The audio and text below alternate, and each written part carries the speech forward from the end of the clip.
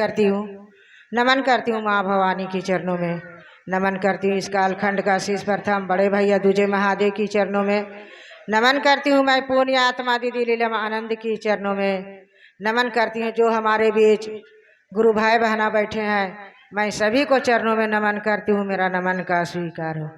आज बहुत सौभाग्य की बात है कि आज हम लोग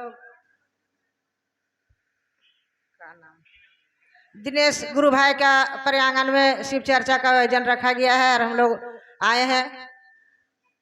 कितना सब कहाँ कहाँ नहाने के लिए जा रहा है, पूजा पाठ कर रहा है, लेकिन हम लोग को इतना भाग है कि हम लोग महादेव की अपना चर्चा कर रहे हैं भैया।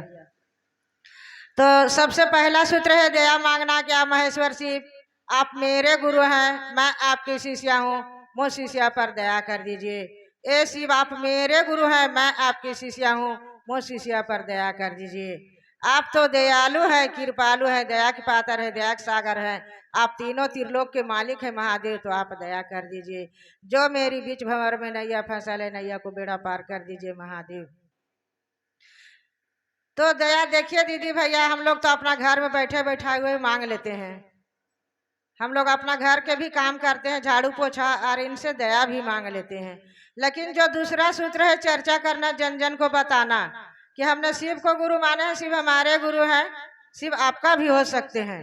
शिव में जुड़ने के लिए दीदी भैया किसी चीज का पाबंदी नहीं है, बंधन नहीं है, बरजना नहीं है, मन और भाव से हमने शिव को गुरु बनाए हैं।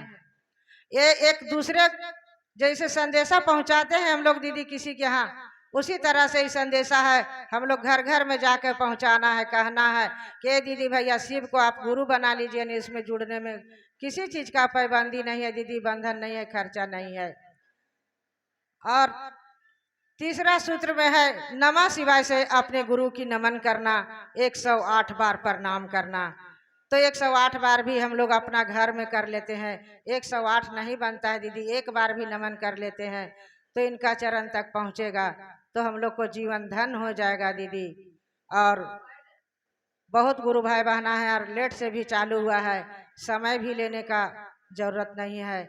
जो 3 सूत्र हम लोग को मिला है, 3 ही सूत्र बताना है दीदी। और मैं इतना ही कह के अपनी वाणी को महेश्वर शिव की चरणों